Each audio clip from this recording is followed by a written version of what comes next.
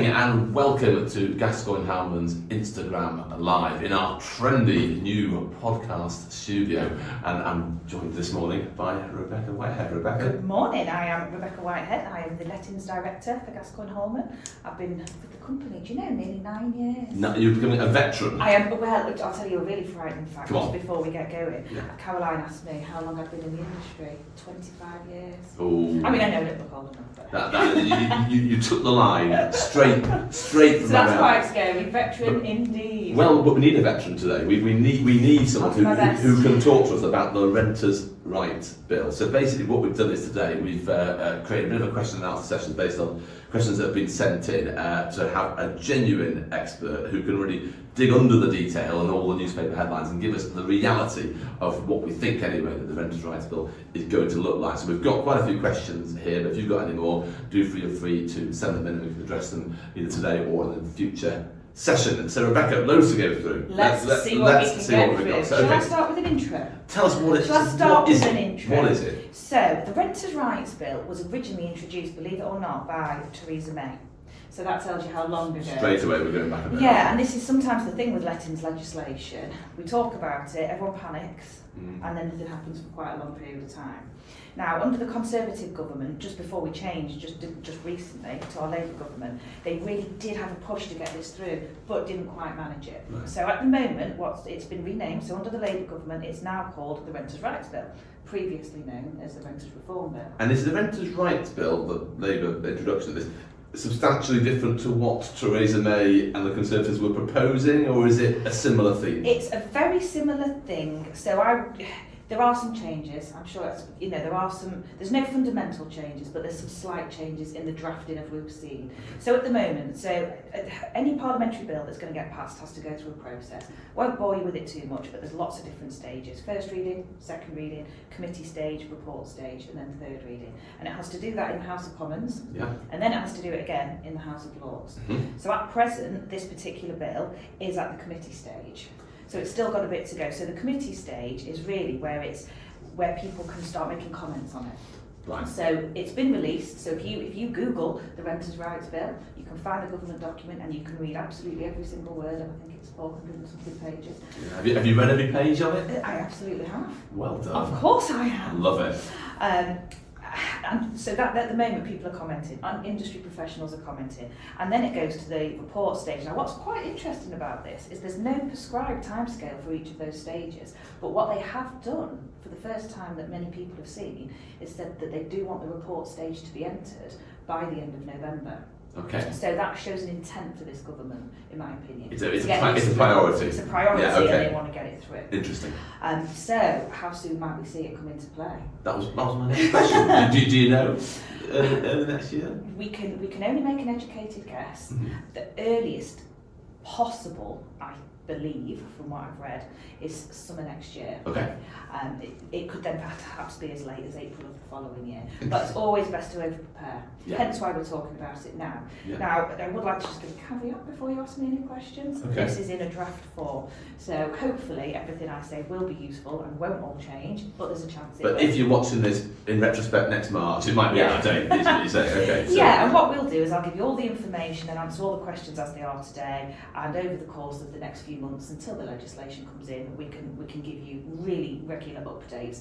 I think it's important, exactly as you alluded to in the start, there's so much stuff in the press. Yeah. Let's just get some reality out there because this is frightening people and it just doesn't need to. And I suppose the other point there is that if you are a landlord sitting at home worried about this, or maybe even thinking of becoming a landlord, I guess the best thing that they can actually do is pick up the phone to you or one of your team and actually just have a chat about it. And just have a chat about it. Because I guess if you do that, which is what we're going to try and do today, we might break through perhaps some of the more colourful headlines and actually understand a bit more what it means. You know, I've seen headlines saying things like there's been an exodus of landlords. Is that true? This year. Is that true?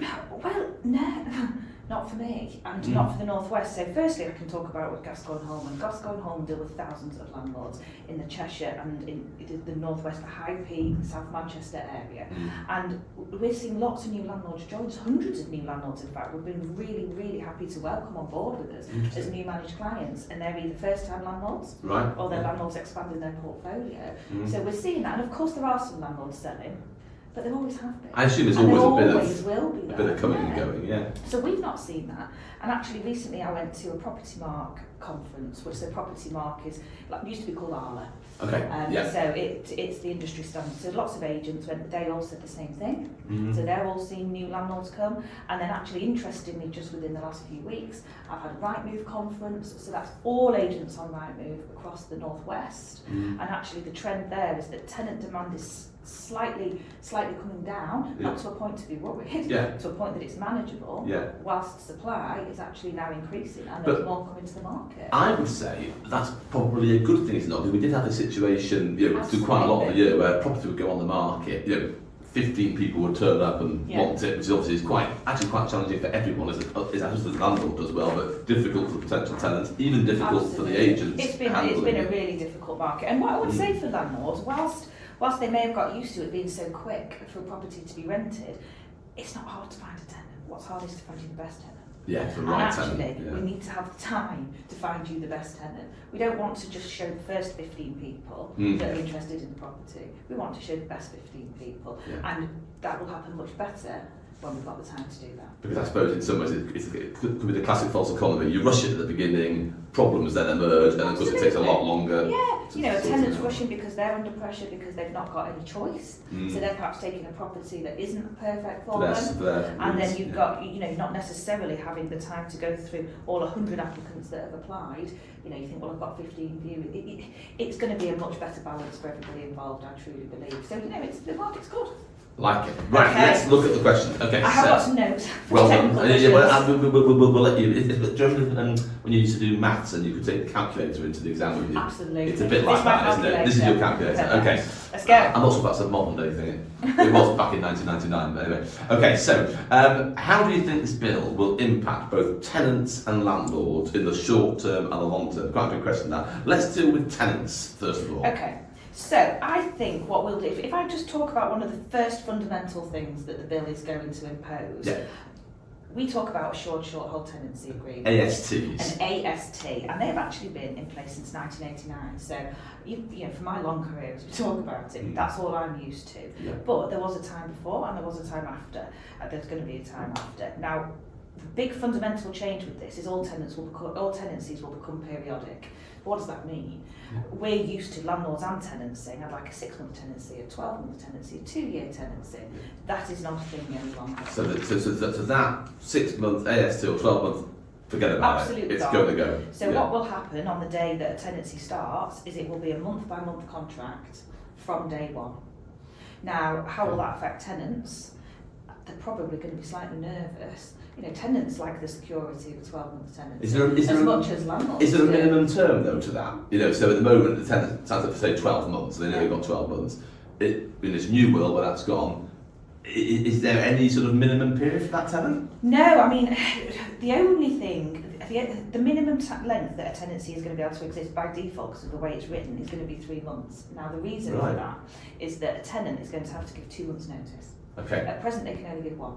Yeah. So if they gave notice on the day that they moved in, which is unlikely, but let's say imagine. Yeah. That notice will take effect at the end of the first month. They have to give 2 months notice. It takes you to the end of month 3. And in reverse to that, what could the landlord do in terms of giving notice? Well. Herein lies a question. Okay, so at present, what can a landlord do to regain possession of his property? At present, there are 2 ways a landlord can regain possession. One is the one that we've all been used to talking about, which is called a Section 21, or a Form 6A, or in the headlines, a no-fault eviction.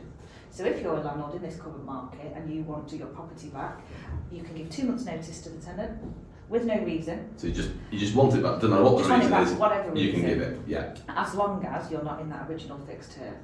And that's what's called a no-fault eviction. That's going. That's another thing in the past. That is going to be a thing in the past. So what does this mean? How is a landlord going to get their house back? They're going to get their house back by using what's called a Section 8 notice. Now, some landlords may not have heard of this. Mm-hmm. We're used to it. As an agent, the really, really important thing is, as agents, we are used to this. So it's not new then, the Section 8? This is not new. Okay. I remember learning about this when I was at university. Back in the day. Section 8, but really back in the day. So Section 8s are very common. However, because we've had this other option, which is easy, which has been a no-fault eviction. That's been our preferred method. Yeah. So let's talk about this Section A notice. Section 8. There are many grounds for which a landlord can repossess his property. Some of them are mandatory and some of them are discretionary. Now these are to do with breach of tenancies, so things like perhaps antisocial behaviour, rent arrears, breach of tenancy, damage to a property. We're talking that kind of thing. A reason, a fault. So it's not a no fault, we're talking a fault. There is a specific reason. Something has happened and we want to regain possession. Yeah. So all of those are still in existence. But what the government has done is actually introduced a couple of new grounds to help landlords. Additional ones. Additional grounds. Now those additional grounds, if you think 9 out of 10 times a landlord wants his property back, why would he want his property back? I would think they want to sell it. Absolutely. That is the main reason, most of the time. So this is now a ground under Section 8. So if you're a landlord and you decide you want to sell your property mid-tenancy, you can. Now there are some rules. You're going to have to give 4 months notice to your tenant. Okay. And you can't do it in the initial 12 months of the tenancy. But in the old world, you wouldn't have been able to anyway. You were in a fixed term. So that's interesting. So even though we're not fixing it for a minimum of 12 months or what have you, within that, if tenant signs up under the as drafted, tenant signs up, the landlord, and then the landlord, I don't know, 2 months in decides they want to sell it, they actually can't give that notice until 1 year That's correct. has elapsed. Absolutely. Okay. Now, so that protects the tenants against the landlord almost randomly changing their mind. I think the way to think about this is all of those faults we're talking about, all of those breaches of tenancies, all of those antisocial entities, all of those things are going to stay in place. But the new things that are coming in are in a way no fault. So, you choosing to sell your property isn't the tenant's fault. And the other one is you choosing to move back in or a family member wanting to move back in. That isn't the tenant's fault. That's another one which is allowable then. So Mr. or Mrs. Landlord, I know they have a 22-year-old son or daughter coming back from university and they decide this property would be a great place for them. That's a legitimate reason. Yeah, they are the 2 reasons that have been added. And they are the 2 main reasons landlords want to get their property back. But what the government is saying, they're saying you can't do that in the first 12 months. You should know before, if that's a decision you want to make. You're allowing tenants to move in, you've got to give them that 12 months grace. And that is no different than really at present of signing a 12-month initial term tenancy. So we rent out thousands of houses a year. So how many at the moment would you say are signed up for less than 12 months at the moment? A handful. Right, so the vast majority at the moment would be what, 12 months? 12, absolutely 12 months. To be honest, our average tenancy length within Gascoigne and Holman has actually increased and it's now 2.5 years. Right. I think what we've got to remember with all of this is, okay, there's some new rules and it's going to look different on paper, but is that going to change tenant behaviour? Is that actually going to fundamentally change a tenant's behaviour? Is a tenant going to want to move into a house and give notice to move out on day 1? And why would they? Yeah. And I'll tell you there's a reason they would. The only reason I can really think of is that the property's not in a good condition. And that's the point. That is actually the whole reason. The point. Yeah. So, hopefully those situations aren't going to happen. Because actually, I suppose this is an important point to talk about, is that there are probably, as drafted, some pretty sensible changes which would protect a tenant against a difficult or rogue landlord. Absolutely. And that's actually to be welcomed, isn't it? I think as a complete overview, this legislation is written to protect tenants from rogue landlords. Yeah. Now, if you have us as an agent, and I'm sure if you have any other agent, certainly a Property Mark registered agent, you're not going to be a rogue landlord. You're not going to accidentally be a rogue landlord. By definition, if you're part of a proper organisation, you're not a rogue landlord by accident because you've not ticked a box. You're a rogue landlord because you're preying on vulnerable tenants and allowing them to live in accommodation that simply is not suitable. So please don't worry if you're a landlord out there thinking, there's a bit of damp underneath the windowsill that it's taken me a little while to get some quotes to get fixed. That's okay if you're taking positive action to try and fix those problems. If you're somebody who's got 6 people living in a 1-bedroom flat and actually there's no central heating, you've got no gas safety and there's damp from floor to ceiling, obviously that's not acceptable. That's what this is about. So if you're honest, if you're decent, if you're genuine, these perhaps in summary shouldn't give you too much cause for concern. They shouldn't. If you are rogue and nasty, actually it's an appropriate clampdown. It's an appropriate clampdown. Inappropriate behaviour. Yeah. I think it's never going to have been more important for you to have an agent looking after you, and the reason for that is with this new Section 8 notice, there will be some problems that occur during tenancies. You know, there always are, but you're going to have to have them properly documented. So, for instance, should you be wanting to rely upon this notice because the tenant is in arrears, you're going to have proper documented evidence of when it was due, how have they paid it, has it come in part, you know, how are you going to do that? Is it going to be bank statements? It's going to have to be written. So you'll need the records, you'll need the documentary evidence. If you're going to do it because of damage to the property, because the tenants have damaged the property, have you got a time to dated inventory from when you moved in? Let's just jargon plus that one. So a time dated inventory, what are they? What's the benefit of them? Why do you do them all the time? Just give us a quick minute on that. So when a tenancy commences, we have a tenancy agreement, and you know, as a I don't know any landlord who would allow a tenancy to commence without a tenancy agreement, but many do allow a tenancy to commence without an inventory. Which always surprises me, because I think an inventory is actually a list, a schedule, a report of the condition of the property at the start of the tenancy. It has photographs taken. They're pretty detailed, aren't they? I mean, we'll look at 120 pages. For carpet stains, you know, walls. Everything from floor to ceiling to walls to floor to any fixture and fitting. And you know, not talking back in the olden days, a Word document where it was condition A. You're talking photograph and really detailed information, and that, without that, how can you prove if there's been a breach? How can you prove what the condition was at the start? This is the fundamental document to A, be able to actually make any claims from the deposit, and B, actually be able to regain possession if you want to claim that there has been a breach or a deterioration in that property.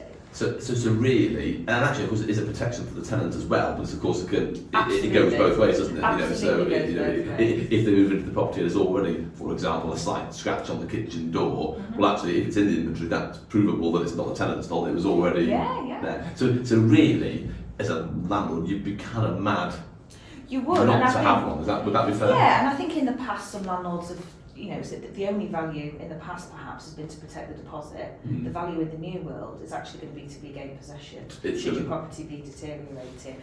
And you know, every repair that we talk about, we have timed and dated notes of when that repair was reported, whether it was landlord fault, whether it was tenant fault. We have photographs of it. All of that kind of documentation is going to be really important in the new world for landlords to do, so that you've got the evidence should you wish to rely upon a discretionary ground to regain possession of the property. And I guess a lot of people who are landlords who perhaps don't have an agent, you know, they might be busy people, they might have, you know, family commitments, they might have another job, what have you. And often the paperwork's the sort of thing which might just get forgotten. Whereas I suppose the advantages of yourself and your team is you're fully focused on it all day, every day, as it were. So keeping those files in order is what you do, and I guess that's really what that's what you're getting. We've got, even as an agent, you know, over the years I've been doing this job, you learn that even the evidence that you have, you need to word in a certain way, and you know, it needs to be documented, and the things that you need to make sure you've got written down. It's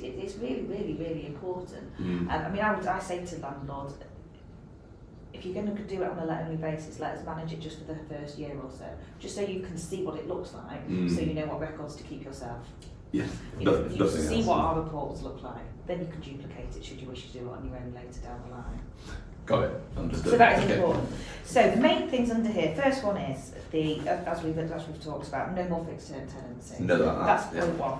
Point two is these new grounds in the Section 8 eviction, which again, not to panic about, we know about. Yeah, and they're all linked to reasons, aren't they? Yeah, got it. And then there's a few other things that are coming into this. So what the government want is a stronger protection against backdoor evictions and rent increases. Right, so talk to us about both of those. What's a backdoor eviction? Yeah. I think a rent increase I understand, but tell us about both of those.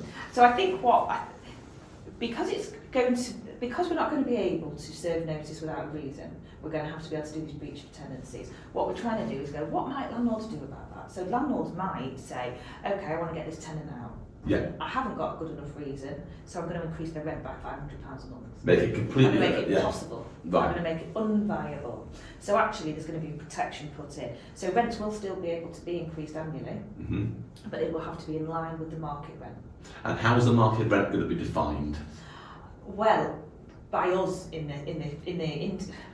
other things that are on the market, So things that have rented. So let's get this to a theoretical example. A 3-bedroom semi is being rented out at £1,000 a month. So,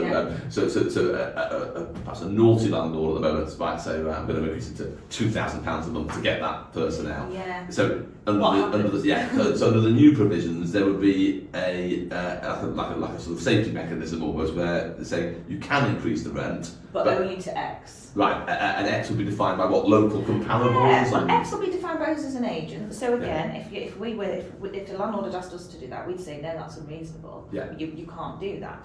If there was a landlord not using an agent that tried to do it, there is a process. So you have to serve a certain notice to increase the rent. Mm-hmm. Now tenants will have the ability to actually refuse to pay the rent, and they'll be able to go to what's called a first tier tribunal. Okay. So in effect that will be the local council will then come and value the property, and once that value's been put upon the property, the landlord cannot charge more. Understood. So it's definitely in a landlord's best interest to not get themselves into that because they could go down. So the landlord wants to, if they are going to increase it, it's got to be a fair and reasonable rent increase in line with the local market. Absolutely. Rather than an outrageous one, which is really trying to force tenants. Okay, so we're thinking that's a sensible. We are thinking that's sensible. I mean, we encourage our landlords to operate on that basis anyway. I have to say most landlords under-rent their properties. Most landlords, to a good tenant, under-rent their property. They'd rather keep a good tenant that they've got a good relationship with than actually have that tenant vacated, you have the cost of reletting it. So for us, that's not a problem, but again, it will protect tenants from those rogue landlords. Understand that. That's all like backdoor evictions. Is that the same thing? That's the same thing. This is us trying to preempt what landlords might do to go through the back door of this process. Got it. And how might they try and get around it? And that's the obvious way of doing it. Yeah. Okay, we're running out of time, so I'm going to do another one. What is going to be the private rented sector landlord ombudsman? And how is this going to benefit both tenants and landlords? So the private rental sector ombudsman, and I'll do this hand in hand with the private rental sector database. These are two new things that have been implemented. All private landlords will have to join. So we'll start with the ombudsman. It's a government scheme that tenants can use for free, and the scheme will have the power to compel a landlord to issue an apology, provide information, take action or pay compensation. Non-compliance for a landlord, fine will be £7,000 the first time, up to £40,000 any time thereafter, and local councils are the one who will have the power to take action if landlords do not comply with this. As an agent, we're part of the ombudsman, the property ombudsman. Yeah. That's fantastic for tenants. That means if a tenant's got an issue with Gascoigne and Holman, and they go through our complaints process, they're not happy, they can go to an ombudsman. There is a third party. There is a third party, which is really important. There hasn't been one for landlords, and to be fair, most of the time the issues perhaps are between landlord and tenant, as opposed to us as the intermediary, as agents. So it's trying to fill a gap actually that's there. It's trying to fill a gap. We think this is a good thing. Right. We think this is a good thing because actually as well for landlords to sometimes hear industry information from a third party, professional third party, that will be helpful for them, and it will help them be educated in how to stop these issues, any potential disputes happening again in the future. So this is a good thing.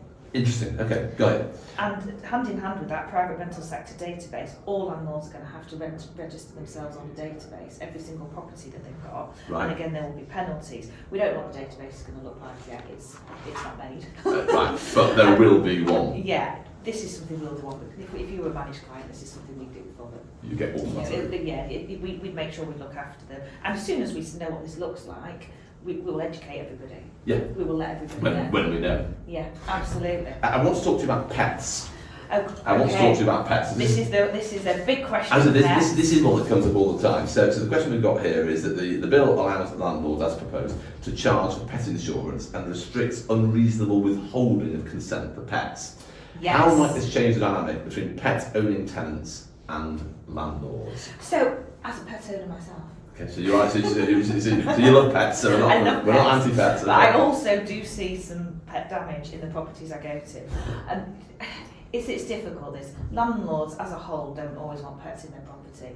It's because they are concerned that there's going to be damage. Yeah. They're not doing it because they don't like animals. They're doing it because they've got an investment, and they don't. The higher the risk, it's an investment that they've got. So we're not going to be able to unreasonably withhold consent. So therefore a landlord couldn't say, for example, no dogs. Absolutely correct. However, there will be some situations, for example, if it's a third floor flat and you could only possibly have one cat, 3 cats and an Alsatian, that would be reasonable to withhold. There's going to be certain grounds in which it's going to be reasonable. Let me give you another one, which you might not know, by the way. So let's imagine I'm renting out a property, and I think one day my daughter might want to go into that property, but she's allergic to dogs, let's say. So therefore I'm worried that dogs and dog hair will be there, and that when my daughter moves into this property one day, that would absolutely be reasonable. That might be a reasonable ground. I would say in this current way, there's nothing to suggest that wouldn't be reasonable, because that's a real situation, isn't it? And we've got to be reasonable. The thing that's really great about this, and we've not seen it in writing yet, is that there's going to be an insurance bought out specifically for pet owners, which means in rental properties, which means that we can say, yes, you can have a pet, however, you have to take out this insurance. For a 12-month period or whatever, we need to see proof that you've taken that insurance policy out. And what will happen is when you move out, that insurance policy will then protect the landlord against any damage that the pet has done to the property. So if the So if the puppy has eaten the kitchen door or whatever, scratch the parquet flooring. There is that protection always built. So whilst the landlord would not be able to say no dogs per se, they would be able to say yes. If there is a dog there, you will have to have this insurance. Yeah, absolutely. I mean, what I hope is there was a way that insurance can actually be taken out by the landlord. The tenant pays for it, so the landlord has control over the time period. We don't want to be in a position where the tenant says, I've taken it and they cancel it 3 months later. So there's going to be some fine-tuning to it. And I assume that's going back to your starting point about the parliamentary process that's taking place. I assume that these sort of details is what get debated. We're waiting. There's lots of nitty-gritty. What's going to happen if a notice has been served 2 days before the legislation comes in? Will it still stand? What about all current tenancies? Will they still stand? No, everything will be immediate. So if you've entered a fixed term tenancy and the legislation comes in the day after, it's immediately periodic. So there's some stuff we do know now, there's loads of stuff we don't, that will all come out in the wash. But that's the benefit. We're a property market agent. We are getting the information as quickly as anybody else, and now is the time for us to start talking to our landlords about it. Exactly. I've got 2 more to get before we finish. Let's talk about the Decent Homes Standard and some laws around it. It's quite a serious area. This just give us a 1 minute. It is a really serious area. This again is aimed at rogue landlords. This is to do with properties that are in a real state of disrepair, that landlords are allowing tenants to live in. They won't do the repair, they're preying upon the vulnerable. You'll have seen things in the news about some really sad cases, the death of a young boy. It's horrendous that those situations happen. Our landlords, 9 out of 10 landlords, aren't that kind of landlord. They would not allow these situations to happen. These are major problems, fundamental problems with the property that you are choosing to not take action upon. I can assure you, if you have us as an agent or an agent in place, you won't accidentally fall into this group of people. This is almost like a narrow band, almost like criminal type behaviour, isn't it? It really is, preying on vulnerable people who are stuck in a property because there's nowhere else for them to go. There's no supply. They might charge a slightly lower rent, but the condition, we're talking no boilers. Like I was saying, unheated houses, damp, overcrowded, some real awful situations. So this action is definitely to be welcomed if it absolutely. I do want us to say, let's improve the rental sector. Let's improve the rental sector. Great, let's do it, because there shouldn't be rogue landlords. Great, thank you for that. Final one. Rental bidding. Now, talk to us about this. So I'm assuming this is talking about a situation whereby a property goes on the market, 15 people turn up, the price is £1,000, and everyone starts saying, well, I'm going to bid more. It's an interesting one, this. I'm not sure Well, so what's being proposed in terms of rental bidding? So what is being proposed is you cannot accept a higher rent than the price that you market the property at. So if I market it at £1,000 per calendar month, I cannot, even if someone said I'll give you £1,200. I really want it, I'll give you £1,200. I'm not allowed to accept it. Interesting. Is that not a bit of an attack on free market? Absolutely, in my opinion, principles? it is. I think the sad thing is as well, if I was really honest, with foresight, what's going to happen? are we going to market it at 1,000 or It's going to go higher, isn't it? Of course, we're going to market it at 1,200 Yeah. and then take offers under. Yeah. So, you know, who's going to lose Is that? it actually going to make tenants better off? Is it actually going to make tenants Or is it off? going to potentially increase rents? Increase rents again, which is yeah. what we're trying to start. So I think it is going to increase rents again, because what else can it do? Is it theoretically possible that that would be scrapped? I Yeah. hope so. For There will example. be a lot of industry kickback about that because of the obvious consequence. Yeah. So let's see what comes out in this report stage.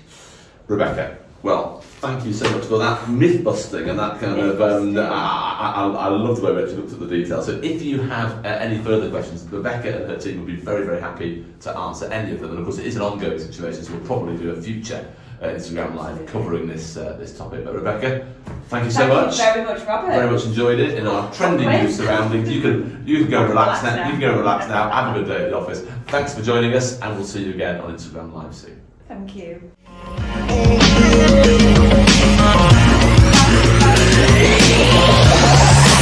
Oh,